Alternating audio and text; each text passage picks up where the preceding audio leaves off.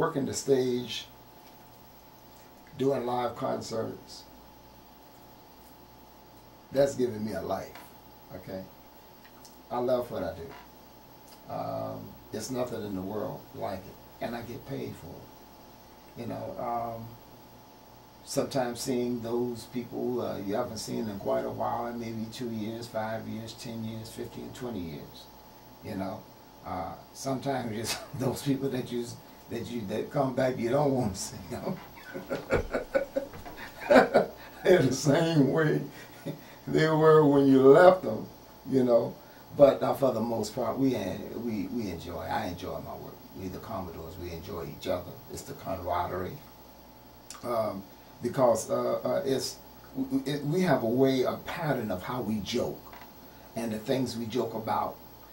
We can take something that can be just ever so drawn and gloom and grim and turn it into something that's, you know, that's laughter, you know, and the fun side, but yet understanding the seriousness of it. The travel, it's nothing hard about what we do. I mean, once we go on stage, we know what we're going to do there. Sometimes the travel arrangements and the weather, airplanes, and all of those, you know, mechanical difficulties can throw you out of sync. But once you get past all of that, it's pretty sweet these days. Being that we have spent years and years of working out the kinks, we have protocol. I mean, we know that our road manager is going to be on point. You know, our manager is going to be on point. You know, it's one big team and one big team effort. If I see somebody's bags laying there and somebody forgets something, you know, I'm that watchdog for that bag. Or I take it, hey, you forgot, oh, Clyde, thank you, and vice versa. That kind of, we take care of each other.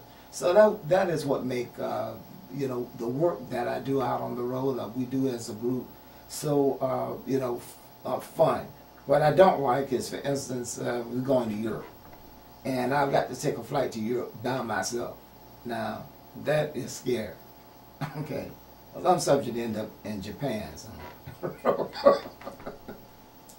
But I will find my way halfway to Japan. All right. Like staying together. It's just so much fun doing it that way. You have a travel buddy, you know. In our case, it's just buddies. The band, you have 3 principals, the Commodores, and then we have 5 members. Let me see, I think it's 5 members. You have the drummer and 2 guitar players, 2 keyboards. 5 members of our partners, the Mean Machine. You know, but we all play, and we treat them as they are one of us. We treat them as their principals, because we've just been together for a very long time, going on 40 years. I came into this group in 1969, and you're a teenager, young teenager coming out of grade school, and we're still together right now. You know, we cry together, we laugh together, we pray together. Yes, and that is what keeps this group together. You know, we don't always see things, you know, in the same light. Yes, we have our arguments and the whole 9 yards, but we also know how to walk up to you and say, man, I'm sorry. Okay, which song, whatever song I wrote, I thought was going to be a hit. And we're going to take off. But I think our well-endowed company had something for that, had a good one for that one. There's a song on the Night Shift album that we did. Song called Everything Reminds Me of You. We just knew that song would be, you know, that would be our follow-up song from Night Shift. That's a ballad. And there's another song that was written also by Marlon Williams, the late Marlon Williams, our keyboard player. A song called Only You. And that song was right after Lionel Richie left the group. It was a ballad.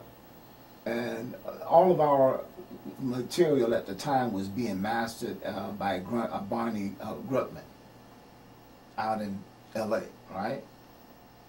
Barney knew all of our material. And when Barney heard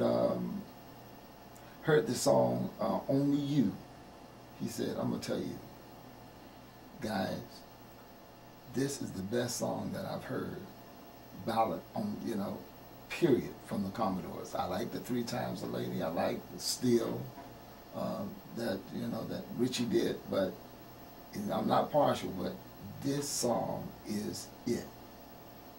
Of course, the song was buried, never released.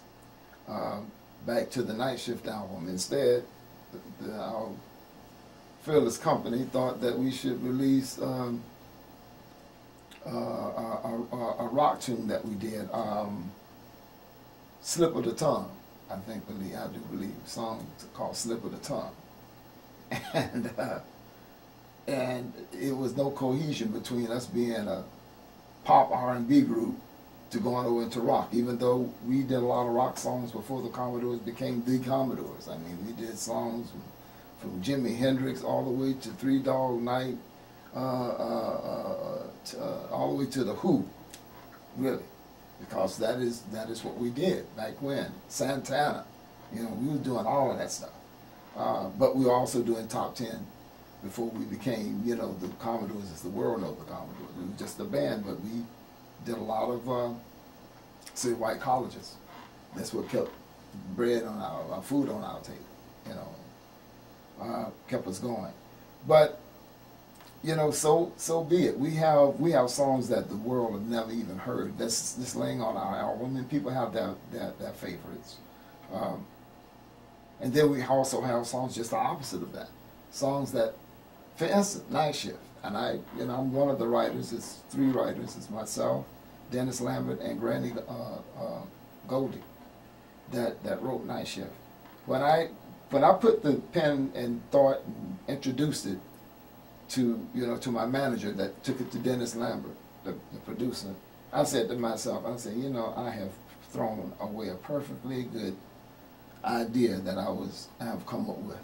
This song is not going to be nothing. This is, but what I like Marvin Gaye. Well, we love Marvin Gaye, so and this is something that his passing, his departure from Earth, by way of death, is this is something that didn't just come in and today and leave tomorrow. This went on for months and months. It was an episode of his death. His father killed him. And then his father passed away, and all of that. So that, we brought it into the album. Let's do a song dedication. I said, that's a song. This is not going to be nothing. That is the song that won us our very first Grammy. And without Lionel Richie being here, that the world thought he was just writing everything wrong. No. Brick House is a story about that too. Okay. Brick House was never released as a single. It was never released. At the time, it was never released as a single. Okay, they held it back. Brick House, I'm gonna give you. Brick House was kicked off of the album, believe it or not. Yes, it was. But now that is because it was voted off of the album, and it had a code name entitled Matchbox, and that's a whole story behind that. There's a big story behind that. We needed a song like our friends, the Ohio Players had, a song called Fire, right? And Carmichael said, you guys need to write a song. We need a song like that. Like that song. So we codenated we gave it a code name, Matchbox. And we went in the studio and the music took off all the words. Forget that there is even a melody line that goes, "Oh, she's a brick. Oh, she's mine," to forget all of that. Just take all the lyrics and the melody line off, and there's nothing but music. The guys did not like it. It was only 2 or 6 in the group. 4 guys that didn't like it, 2 did. And so they were voted off of the album. And I went behind everyone's back to the assistant engineer, not the main engineer, to the assistant engineer. I got, give me a cassette. I took it home from California during the Christmas. We took a break, took it home to Tuskegee, Alabama, sit down, and put the pencil and paper and pencil to it.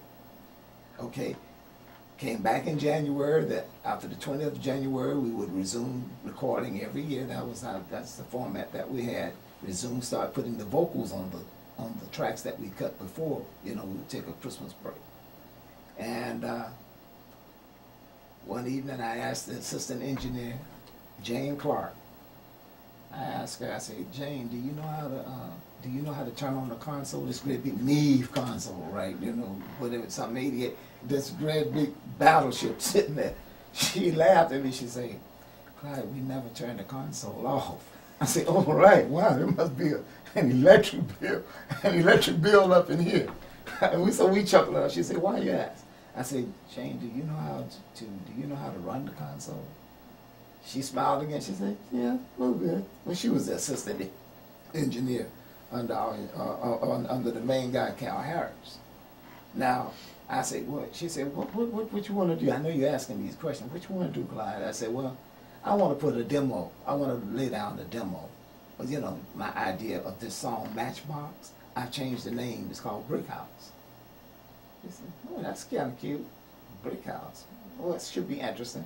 She said, when you want to do it? I said, you can do it tomorrow.